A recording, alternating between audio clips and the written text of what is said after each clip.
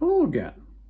This time I'm here to talk to you about trying to understand what happened and why Tucker Carlson and Don Lemon, on the same day, were both fired from their jobs as commentators. I think there some history here is very helpful. My title of this is Where is Walter Cronkite when we need him? And most of you, I think, watching this remember him fondly. He was one of the most, if not the most, trusted news source in the country, and for good reasons. He had a solid background, a long background in news, and he painstakingly made sure that whatever he said was accurate, not fake news at all. So you knew when he said that's the way it was, that it was true. Well, those days are gone in our news media. We had then 3 major news networks, all of whom were very dependable with well-known anchors. And it hasn't been the case for some time. The electronic news media has dramatically shifted away from that. It begins with the creation of Fox News in 1996. Fox News was created to be the voice of the political right, and it was intended to try and take viewership away from what was inaccurately called the mainstream. Some called it the lamestream media. And Fox News, over time, began to drift away from its legitimacy as a news source. And it was followed very soon, 6 months after Fox News was created, MSNBC was created to attract the opposite end of the political spectrum. Both have been pretty successful in doing so. You could argue that Fox News is the mainstream media because they have been, by far, the most watched and followed news network. But be that as it may, what happened has been the fading of the line between entertainment and news in the main news channels. That's not so much true in your evening mainstream media, CBS, NBC, ABC, who are still reasonably good at their sourcing, but their morning shows are quite different. Not too long ago, I took a look at Fox's morning show, and it was, put it mildly, entertainment. I'm not going to dwell on that. But what happened has been the development of commentators as opposed to anchors as the main selling point of these news channels. And this granted, for example, Tucker Carlson. He was by far the most watched commentator in electronic media. 5.5 to 6 million people at a time watched him and believed him as their source. Lemon played a similar role for CNN. Very well known, both of them. Both developed their own followings, but both of them gradually abused their power and their usefulness. In Carlson's case, we know from all the materials that were released by Dominion that what he was saying to the public was very different than what he was saying behind the news, that he knew for a fact that much significant parts of what he's saying were not true, were conspiracy theories. To me, the most egregious was when he tried to get rid of a Fox reporter for actually saying on air the truth. That's just unacceptable. Well, the Dominion settlement that was made recently, Dominion was seriously attacked by Fox News and by other very right-wing sources falsely. And those falsehoods even led to death threats against the main figures of Dominion and another major voting machine company. That's pretty ugly. That's awful, really.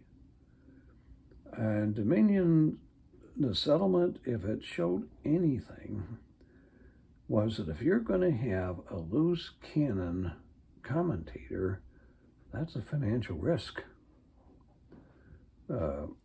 Carlson has been sued for creating a behind-the-scenes toxic work environment. Same with Lemon. They abused their power pretty clearly. And so what's happened over time has been, as I said, blurring of the lines of entertainment and straightforward, actual, factual news. Who knows the name of the anchors at Fox News, for example, or MSNBC, or even CNN? And those are the big three, by the way, in terms of viewership. Who knows them? It's their commentators that get the attention. Noise, sometimes outrageous noise, attracts viewership. Appealing to fears works.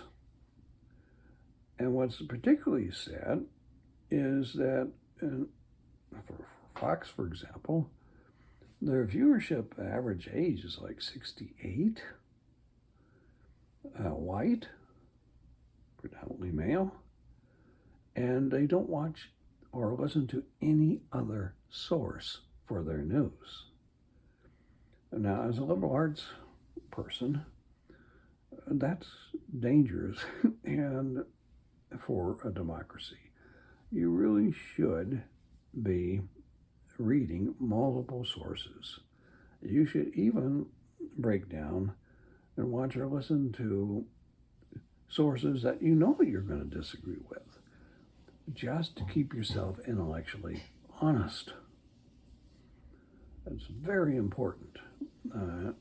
Don't rely on one source, because they know what their markets are, and they're geared to know how to attract them and keep them, retain them.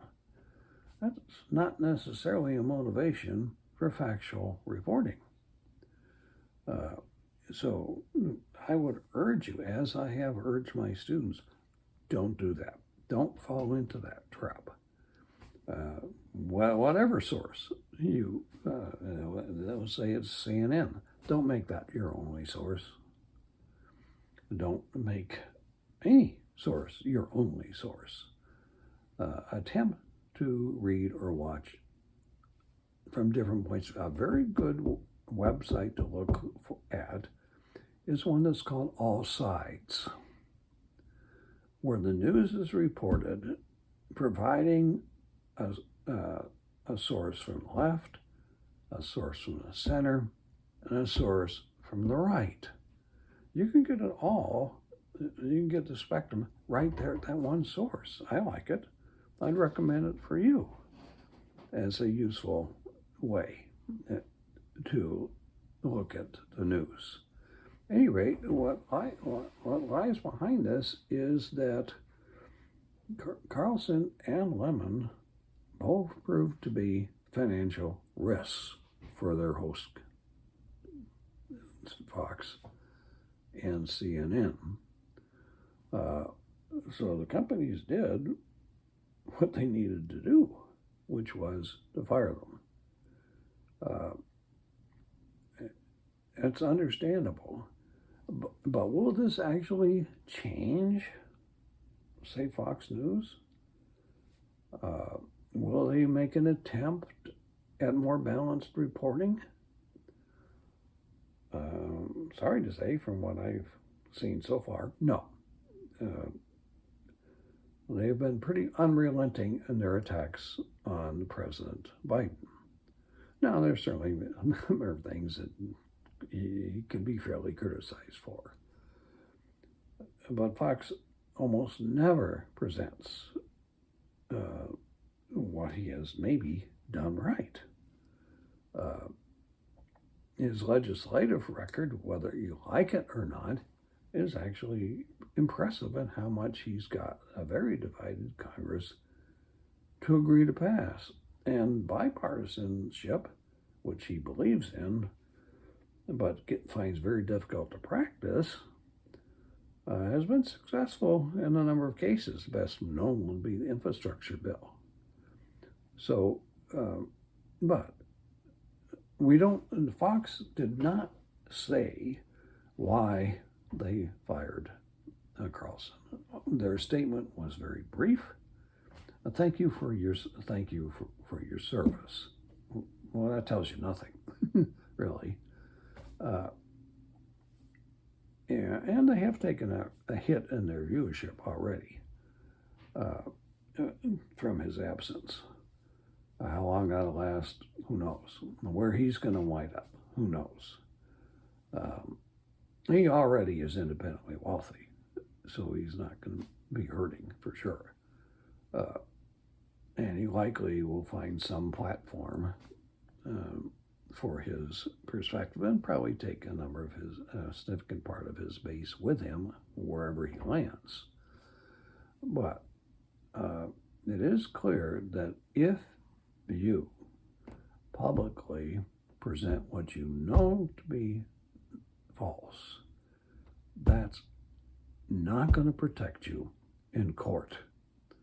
The law is pretty strict. You have to be able to prove in court that the person making this commentary knew that they were presenting fake news and they were doing it with malicious intent. That's not easy to prove. But Dominion had presented quite a bit of evidence to help prove that. So, and Symantec, the other main company, is suing for even a larger sum of money because they too were subject to very false charges of their use of voting machines. So this is a long ways from Walter Cronkite. Are we likely to return to major sources like him anywhere? Electronic media? That's a very good question. Personally, I would recommend subscribing to The Economist as arguably one of the most, if not the most dependable sources of news. I've been using it, subscribing to it. We got hooked on it a few decades ago when we went and lived in Europe. Didn't even really know it existed until then. We also like BBC, though BBC has its issues. We still like it. Personally, I like Canadian Broadcasting Company. And that dates back to when my family lived in far upstate New York, Potsdam, so that's what you watch, including lots of hockey games. The Canadian Broadcasting Company offers a different perspective on our news. I also like France 24. Well, my French skills are still reasonably good. as an alternative source. In the Middle East, I have quite a few sources, some of which I cannot mention. So I read widely. At any rate, to understand what happened with Carlson and Lemon on the same day can't be taken in isolation from the Dominion settlement. It's very likely that had much to do with why they were fired. They had become a financial risk. You could argue, too, that they had become too powerful for their own good as a motivation, certainly with Murdoch. So we don't know for sure the answers, though CNN has given some explanation for Lemon's firing, which he has angrily attacked. So we have the news media has significantly changed to what is best known as niche market news sources.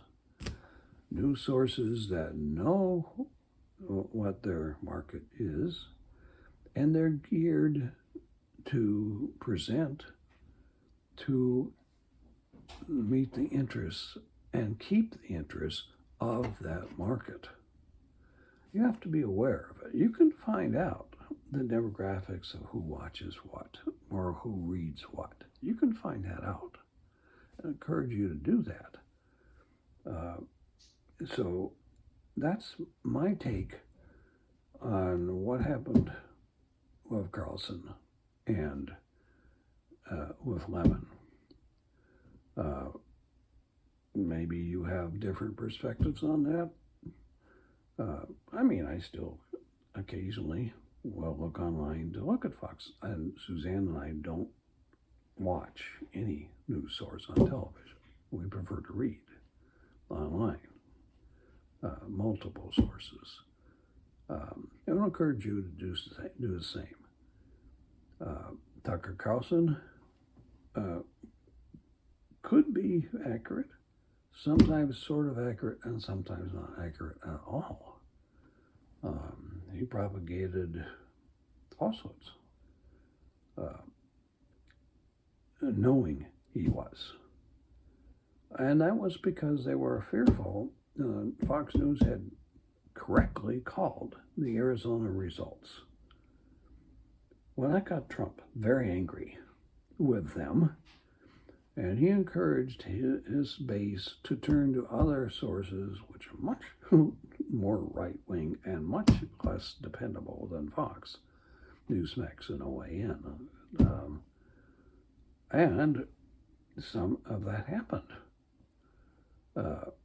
So Fox was worried, and fear can be a powerful motivator to do things that maybe ordinarily you wouldn't do. And I suspect that had something to do with why Carlson was motivated to say what he knew was not true. Well, that can get you sued if you're a news commentator. And I think rightly so. Free speech should not be able to defend you if you are saying what you know to be false and you know it's likely to have negative consequences. If you do that, you have no business being on air, in my view, period. So thank you very much. I hope this was of some interest and use to you. And see you next time.